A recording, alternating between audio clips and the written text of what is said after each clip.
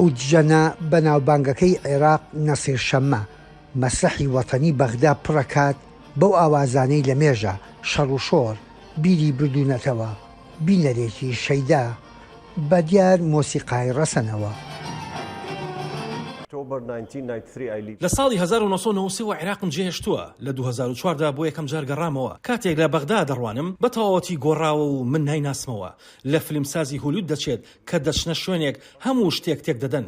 لە 2003 حکومەتەکان شتی ڕشدیان بۆ نەکردووە. بەغدادی ساڵانی 1970 زۆر پێشکەوتوتر بوو.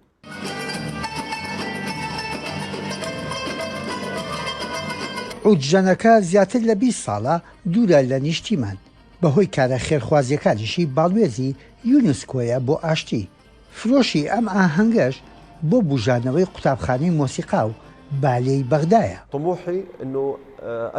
ئامانجم ئەوەیە لەگەڵ کەسە شەریف و پاکەکاندا کار بکەم لەگەڵ ئەوانەدا کە عێراق و عێراقیەکانیان خۆش دەوێت بە پرۆژەیەک لەژێر ناوی یەکەم جار خوێندن لە قوتابخانە سەرێتایەکانەوە دەست پێ دەکەین. لەم وڵاتە دەوڵەمەندەدا ڕەوانیە مناڵ لە قوتابخانەی قوڕین بخوێنێت و لەسەر زەویدا بنیشێت.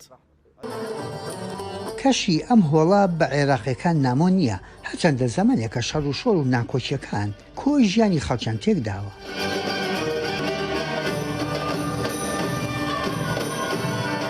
ونتمنى من عندهم أن يعيدون هاي الأماسي.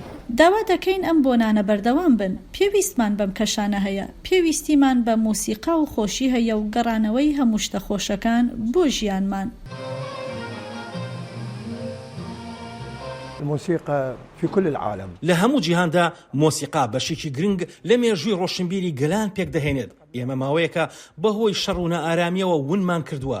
ئێستا پێناسەی ڕاستی عێراق دەگەڕێتەوە. عێراقیە کە ژیانی خۆش دەوێ و ڕۆشنبیری و هونەر و مۆسیقای خۆش دەوێ. پێدەچێت لە مێژ بێت خەڵک لە دەوری مۆسیقا لە مەسرح وەتەنی بەغدا کۆ نەبوو بێتەوە. یەحیا بەرزنجی دەنگی ئەمریکا.